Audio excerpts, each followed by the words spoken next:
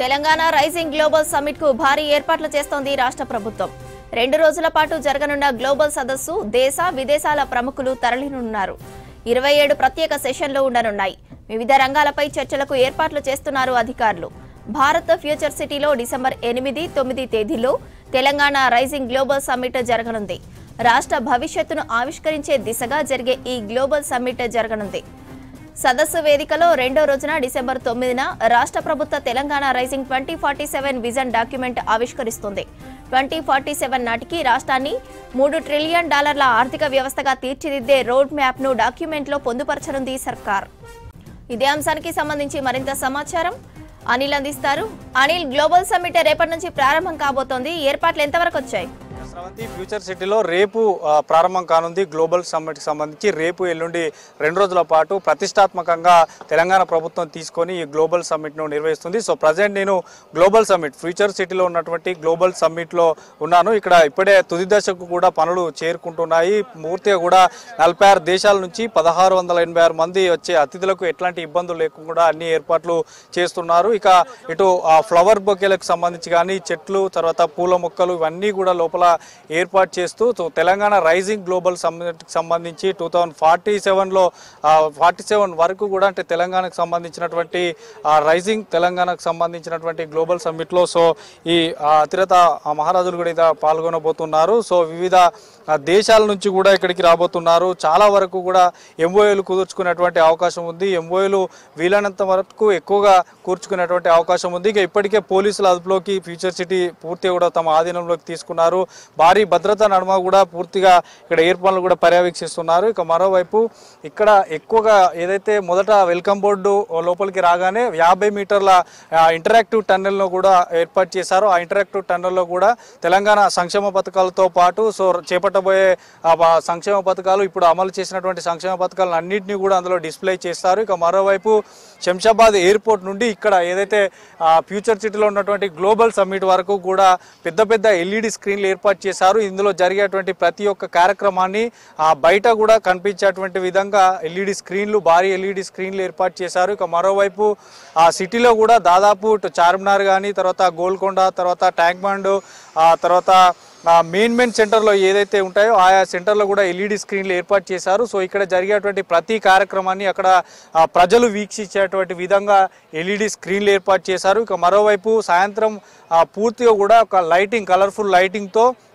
ఇక్కడ పాల్గొనబోయేటువంటి దేశాలకు సంబంధించినటువంటి ఫ్లాగ్ను కూడా ఇక్కడ ఏర్పాటు చేశారు. మరోవైపు తెలంగాణకు సంబంధించినటువంటి కాకతీయ తోరణంతో పాటు రామప్ప మహానందితో పాటు ఇంకా మరికొన్ని ముఖ్యమైనటువంటి చార్మినార్, తర్వాత ట్యాంక్ బండ్ ఇట్లాంటివి అన్నీ కూడా ఇక్కడ డిస్ప్లే చేయనున్నారు. సో ఇప్పటికే పనులు అనేటివి చకచక కొనసాగుతున్నాయి. దాదాపు నిన్న మనకి స్వయంగా సీఎం రేవంత్ రెడ్డి వచ్చి పనులను పర్యవేక్షించాడు. సో ఎట్లాంటి ఇబ్బందులు లేకుండా వచ్చే వారికి వసతితో పాటు ఇక్కడ ఇటు పూర్తిగా కూడా లోపల ఏర్పాటు చేసిన స్టాల్స్ ను కూడా ఎప్పటికప్పుడు పర్యవేక్షిస్తున్నారు. స్టాల్స్ మనకి ఇటు ఉమెన్ ఎంపవర్మెంట్ కి సంబంధించి కానీ, స్పోర్ట్స్ కి సంబంధించి కానీ సో ఇట్లా చాలా స్టాల్స్ ఏర్పాటు చేశారు. ఆ స్టాల్స్ లో కూడా వివరించేటువంటి వచ్చేటువంటి అతిథులను వివరించేటువంటి విధంగా కూడా ఏర్పాట్లు చేశారు. ఇక మరోవైపు మనకి విజువల్స్ లో చూడొచ్చు, పూర్తిగా కూడా పనులు అయితే కొనసాగుతున్నాయి. ఇక్కడ పూర్తిగా కూడా అంతర్జాతీయ కంపెనీలకు సంబంధించినటువంటి ప్రతినిధులు వస్తారు, కేంద్ర మంత్రులు వస్తారు,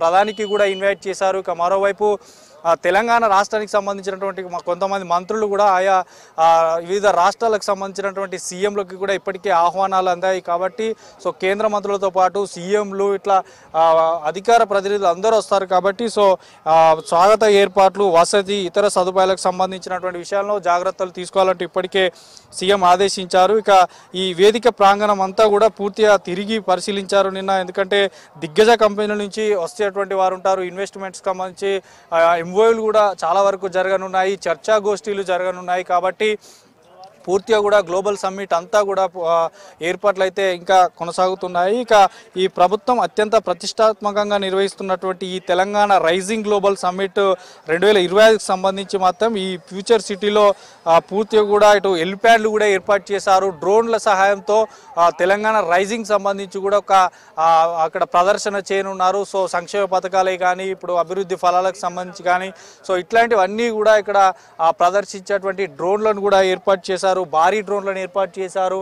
ఇక మరోవైపు ఏ డిపార్ట్మెంట్కి ఆ డిపార్ట్మెంట్ అంతా కోఆర్డినేషన్తో ఎప్పటికప్పుడు వర్క్స్ కొనసాగుతున్నాయి. అంతా ఐఏఎస్లకే ఇక్కడ ఈ ఏర్పాట్లకు సంబంధించి ఇన్ఛార్జీలు ఇచ్చారు కాబట్టి పనులైతే పూర్తవుతున్నాయి. ఇక చార్మినార్తో పాటు సెక్రటరియట్ వద్ద కూడా ఇక్కడ జరిగేటువంటి 3D ప్రొడక్షన్ మ్యాపింగ్ కూడా అక్కడ ఏర్పాటు చేయనున్నారు. ఇక ముఖ్యంగా చార్మినార్తో పాటు అటు కాచిగూడ రైల్వే స్టేషన్, తర్వాత సికింద్రాబాద్ రైల్వే స్టేషన్, సో ఇట్లా మెయిన్ సెంటర్లలో మాత్రం పెద్ద పెద్ద ఎల్ఈడి స్క్రీన్లు పెట్టి ఇక్కడ జరగబోయేటువంటి ప్రతి దృశ్యాన్ని కనిపించేలా చేయనున్నారు. ఇక మరోవైపు 1500 కలర్ఫుల్ రంగురంగుల జెండాలతో తెలంగాణ రైజింగ్ గ్లోబల్ సమ్మిట్కి సంబంధించి జెండాలను కూడా ఏర్పాటు చేయనున్నారు. ఇక చాలా వరకు దాదాపు మనకి తెలంగాణకు సంబంధించినటువంటి ఇప్పటివరకు చేసిన పథకాలకు సంబంధించి అమలుపరిచినటువంటి స్కిల్ డెవలప్మెంట్కి సంబంధించి ఐటీకి సంబంధించి కూడా స్టాల్స్ ఏర్పాటు చేశారు. ఆ స్టాల్స్ అన్నీ కూడా లోపల వైపు ఉంటాయి. సో ప్రజెంట్ లోపల కూడా స్టాల్కి సంబంధించినటువంటి వర్క్స్ ఇంకా అంటే అరేంజ్మెంట్స్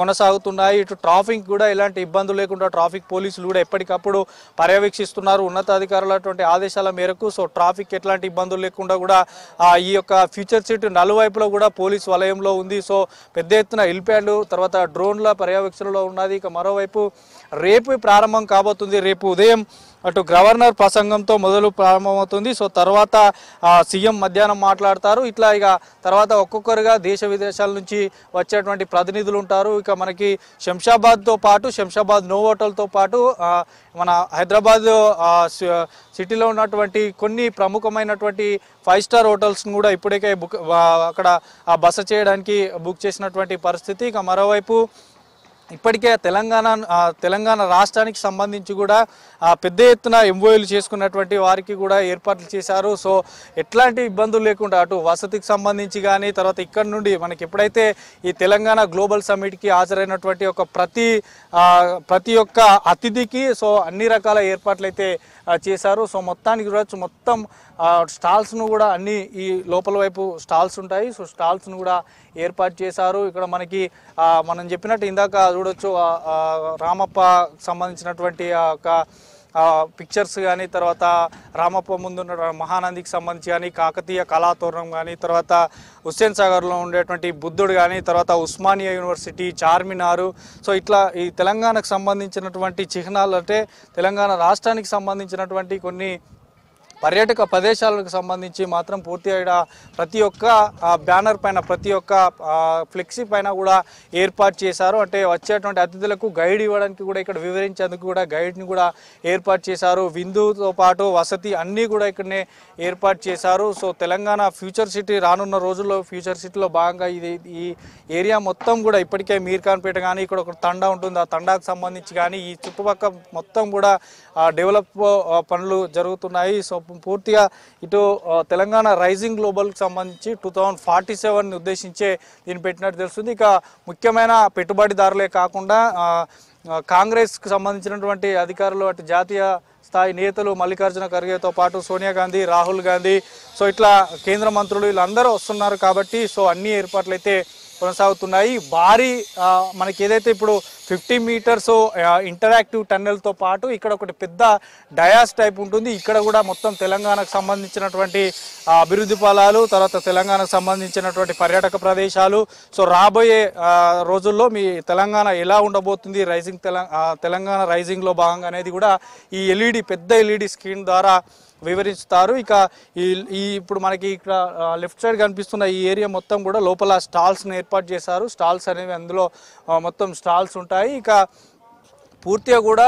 పనులు అయితే తుది దశకు చేరుకున్నాయి. సో దాదాపు ఈరోజు సాయంత్రం కల్లా ఈ పనులన్నీ కూడా పూర్తవుతాయి. పూర్తయిన తర్వాత రేపు ఉదయం నుంచి కూడా ఇక్కడ ఎంట్రీ పాసెస్ ఉన్నవారికే ఎంట్రీ ఉంటుంది. సో సామాన్య జనానికి ఎంట్రీ ఉండదు. ఎందుకంటే ఎక్కువగా ఇతర దేశాల నుంచి వస్తున్నటువంటి వారు ఉంటారు. సో కేంద్ర మంత్రులు ఉంటారు, రాష్ట్రానికి సంబంధించినటువంటి మంత్రులతో పాటు ఇతర రాష్ట్రాల సీఎంలు ఉంటారు, సో అధికార ప్రతినిధులు ఉంటారు, సో కొంత ముఖ్యమైన నేతలతో పాటు ఇన్వెస్ట్మెంటర్స్ ఉంటారు. కాబట్టి సో సామాన్య ప్రజలకు అయితే అయితే ఇప్పుడు ఈ 2 రోజుల పాటు అనుమతి ఉండదు. ఇక మొత్తానికి పూర్తిగా కూడా ఫ్యూచర్ సిటీలో గ్లోబల్ సమ్మిట్కి సంబంధించి అయితే పనులు ఇంకా కొనసాగుతున్నాయి. ఈరోజు సాయంత్రం కల్లా కూడా పూర్తిగా పనులు పూర్తవుతాయి. ఇక రేపు ఎల్లుండి మాత్రం ప్రతిష్టాత్మకంగా తెలంగాణ ప్రభుత్వం కాంగ్రెస్ ప్రభుత్వం తీసుకున్నటువంటి ఈ తెలంగాణ రైజింగ్ 2047కి సంబంధించి మాత్రం అన్ని వివరాలు ఈ ఫ్యూచర్ సిటీలో వివరించనున్నారు. స్రవంతి.